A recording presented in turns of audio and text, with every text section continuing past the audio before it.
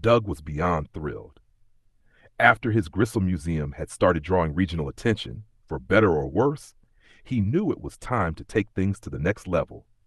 So he reached out to the local Tri-County gangster rap group, Farts and Effect Don Poopy Trousers, a crew known for their unapologetically raw lyrics and their recent hit, Funk in the Air. He wanted them to perform at the museum, figuring the edgy, offbeat vibe of the group would attract even more visitors and maybe cement his spot as the local king of quirk. The big day arrived, and the Gristle Museum's parking lot was packed. Doug had set up a makeshift stage right next to the Gristle Wing entrance, decorated with banners reading, Farts in Effect Live Tonight.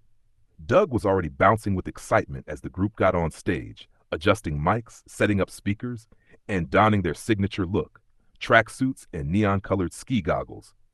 Don Poopy Trousers, the group's lead, took the mic and called out to the crowd, Tri-County represent. We here to bring the funk straight to your face. The crowd cheered, a mix of curious museum goers, local Gristle enthusiasts, and teens who'd heard about the event through social media. Doug stood proudly at the front, grinning ear to ear, feeling like the mastermind behind an unforgettable night. But just as the beat started to drop and the first bass notes of Funk in the Air hit, a group of hipsters wearing ironic t-shirts and distressed jeans filed into the parking lot. They carried homemade signs reading, Say no to meat culture, stop the funk pollution, and gristle-free is the way to be. It didn't take long for them to make their way toward the stage, where they started chanting slogans about ethical food, the environment, and the tyranny of processed meat. Doug, who'd never anticipated protesters showing up, watched in confusion. What the? What are they protesting? It's just gristle. But the hipsters continued, circling the crowd and chanting louder. Down with Doug. The gristle is a lie. Don Poopy Trousers paused the music, looking at Doug with a raised eyebrow.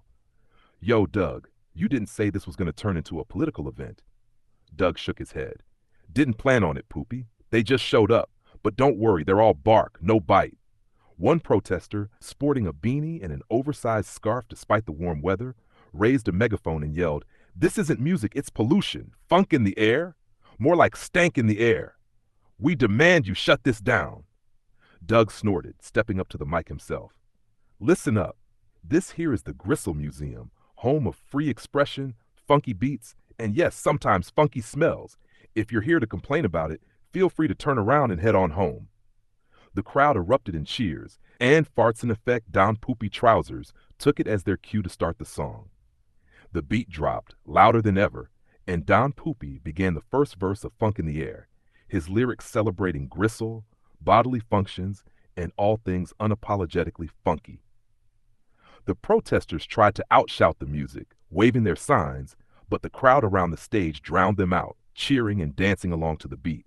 A few of the hipsters attempted to make their way through the crowd, but Doug had enlisted his cousins, Big Biff and Lorne, to form a casual line of security near the front.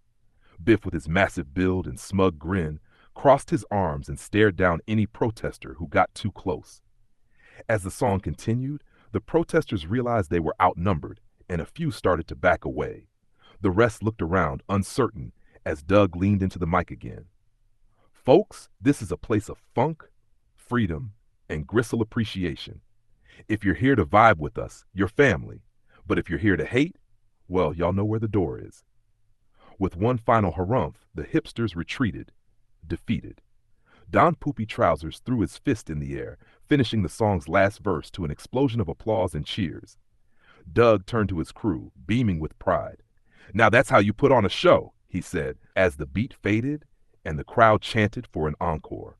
The protesters were gone, the funk was in full swing, and Doug knew he'd cemented the Gristle Museum's reputation as the most unapologetically funky spot in the Tri-County area.